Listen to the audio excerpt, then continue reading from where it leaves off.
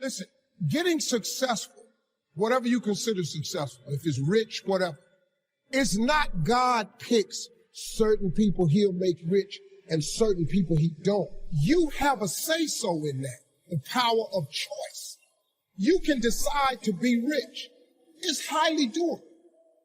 But you first have to think it. I'm no better than none of y'all. I'm not a better person than you. None of that. If you want to be successful, you have to change this. This has to change. What makes it hard is your lack of belief that it can happen for you. If you keep doing what you've been doing, you're going to keep getting what you've been getting. You have to change some things. And it's not dependent on anybody else.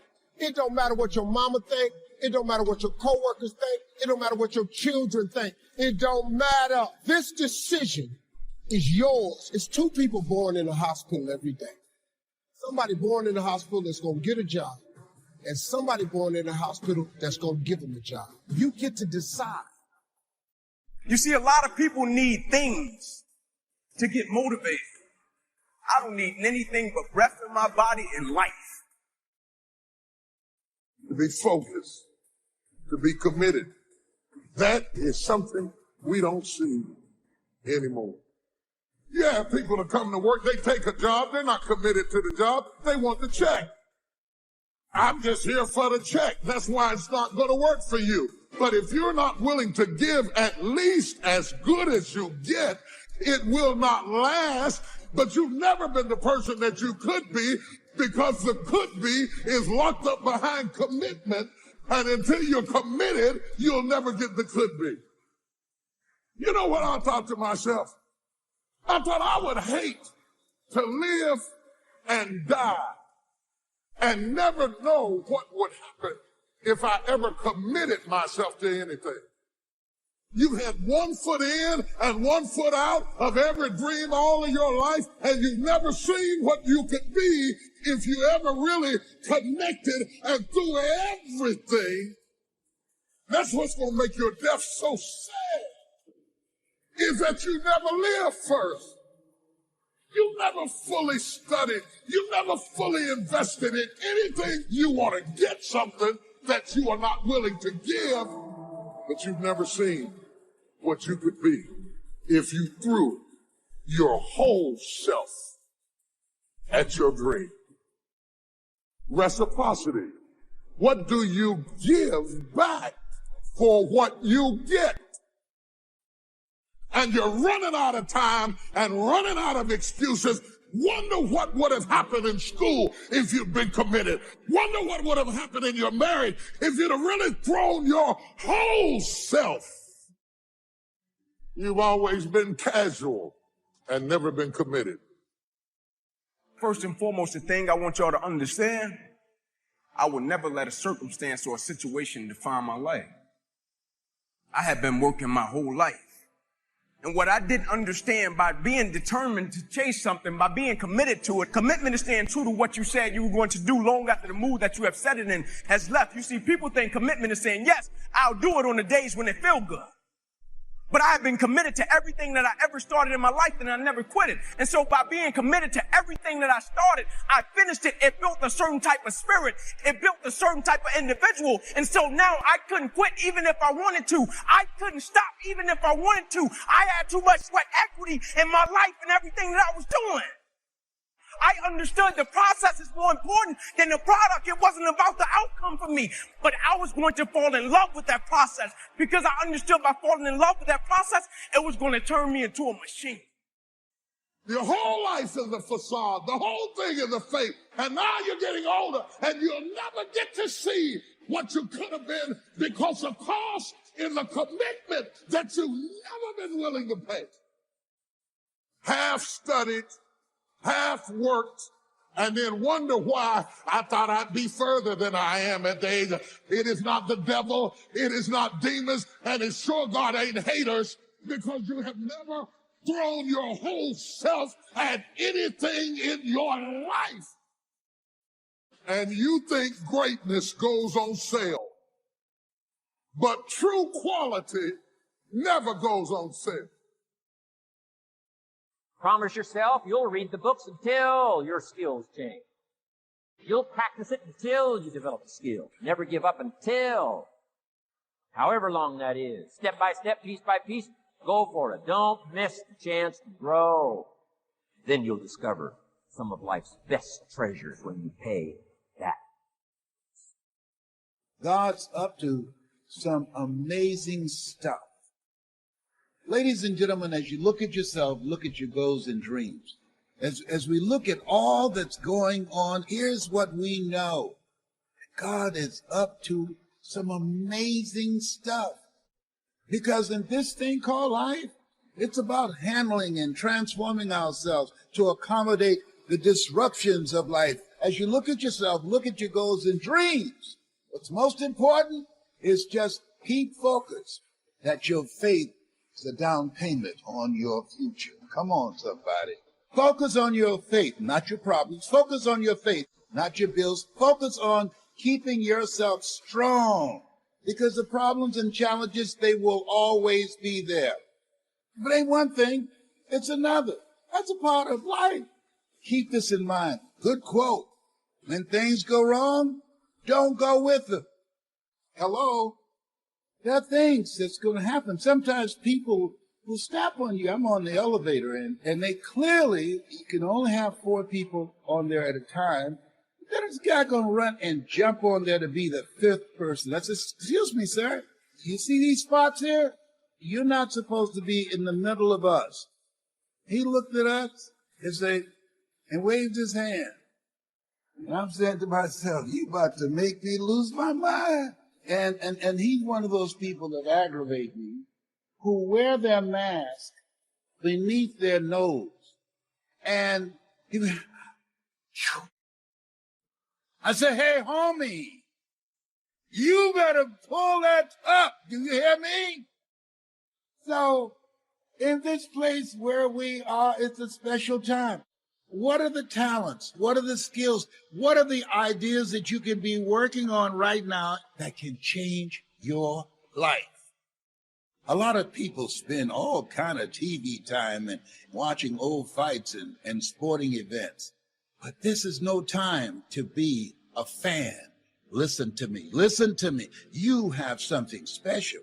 I believe that we all have built-in greatness.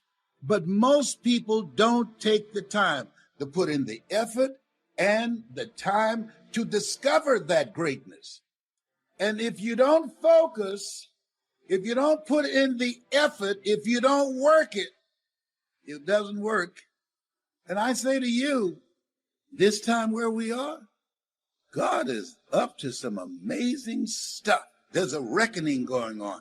Things are being exposed. The sheet, the curtain is being pulled back.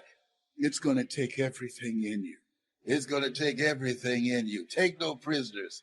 And if you have this kind of mindset, even if you don't have 2 pennies to rub together, even if you're going through foreclosure, even if you've had your car repossessed, all that, it doesn't mean anything. What matters most, not what happens to you, but what happens in you. Do what you have to do to reach your goal, to change your life. Do what you have to do. And see, a lot of people don't want to do what they have to do. You know what they don't want to do? They don't want to work, so they prefer to suffer. Commit thy works unto the Lord, and thy thoughts shall be established. In all thy ways acknowledge him, and he shall direct thy path. You are more than a conqueror. When you focus on the possibilities, when you focus and put your energy on working on finding a solution, as Willie Jolly would say, a setback is a setup for a comeback. You have comeback power. You have greatness in you. And your circumstances, your situation, that does not determine it. That's why we are told, judge not according to appearances. There is mindsight and there is eyesight. People who have mindsight, they call forth those things that be not. They live out of their imagination and not their history. Your faith is a down payment on your future. Keep the faith even as things are going on right now, with all the divisiveness, with all the lies, keep the faith, baby, and social distancing. Oh, keep the faith. You were born to do great things.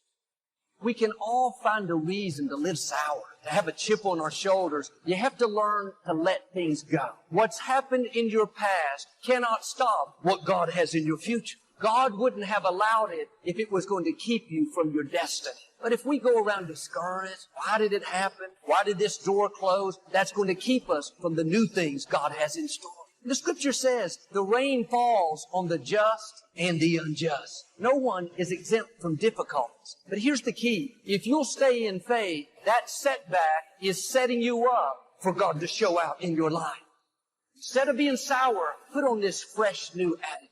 Father, you said you'd give me beauty for these ashes. You said what was meant for harm, you would turn to my advantage. So Lord, I want to thank you that I'm not only coming out, but I'm going to come out better. In the scripture, Job went through a great trial. It wasn't fair. He didn't do anything wrong, but everything fell apart. At first, he had a bad attitude. He complained and was bitter, but he didn't stay there. When it looked like he was done, like there was no reason to have hope, he looked up to the heavens and said, I know my Redeemer lives.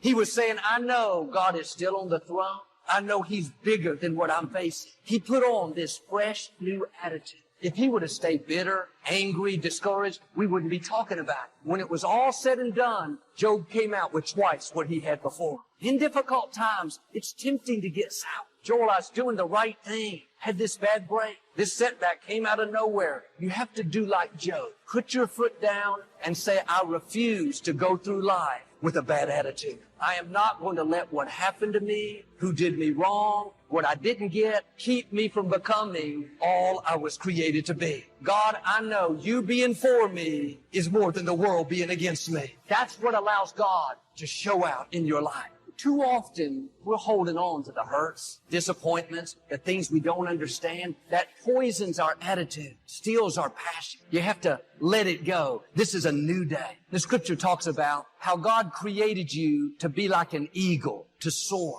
What's interesting is an eagle doesn't eat anything that's dead. Unlike other animals that will eat a carcass, a coyote that will eat a dead cow, an eagle only feeds off of live foods. Swoops down to the ocean and picks up a live fish. If you're going to be an eagle, if you're going to soar, you can't go back to the dead things in your life. Too many people are feeding off of what didn't work out, reliving the disappointments, the mistakes, the bad breaks. When they wake up, first thing they think about, who hurt them, the people that did them wrong. Quit feeding off that dead food. You can't put poison into your spirit and live a victorious life. Let it go. That's over and done. Now start feeding on live food. You know what's alive? You know the healthiest food you can put in your spirit? Promises from the scripture. I will live and not die and declare the works of the Lord. Thanks be to God who always causes me to triumph. What are you feeding on? Pay attention to what you're putting in your spirit. You're called to be an eagle, but sometimes we're acting like a chicken. Do you know a chicken will eat its own waste? A chicken feeds off of what's been discarded, off of what's supposed to be trash. Maybe that's why a chicken has wings, but it can't really fly. It holds on to what it should have released. You need to view the negative things in your life as waste. No, God doesn't waste it, but you're not supposed to feed on it. It's over.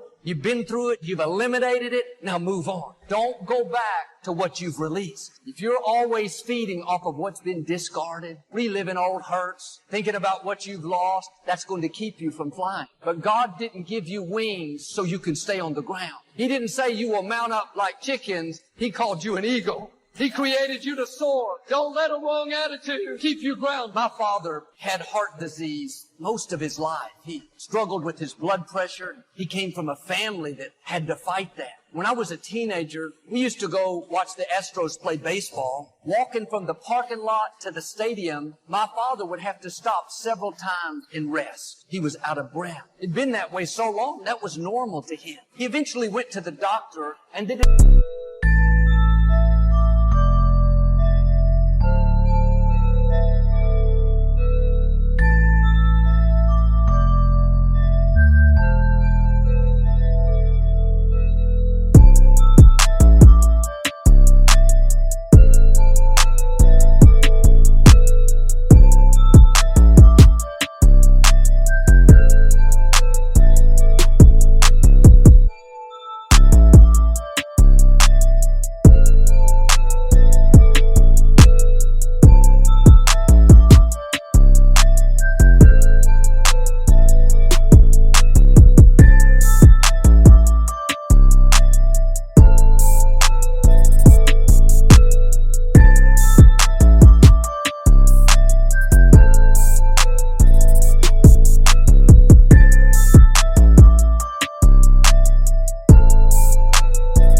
discovered the arteries to his heart were almost completely clogged. The doctor said he was only operating on 30% of what he should be. He eventually had open heart surgery. They removed all the blockage. My father was like a new man. He could walk for miles. Sometimes, like my father, our heart has become clogged. Not physically, but with offense, with self-pity, with discouragement. We don't realize it, but we're only operating at a percentage of what we should be. We wonder why our marriage is stale, why we're not passionate about our dreams. There are contaminants blocking the flow.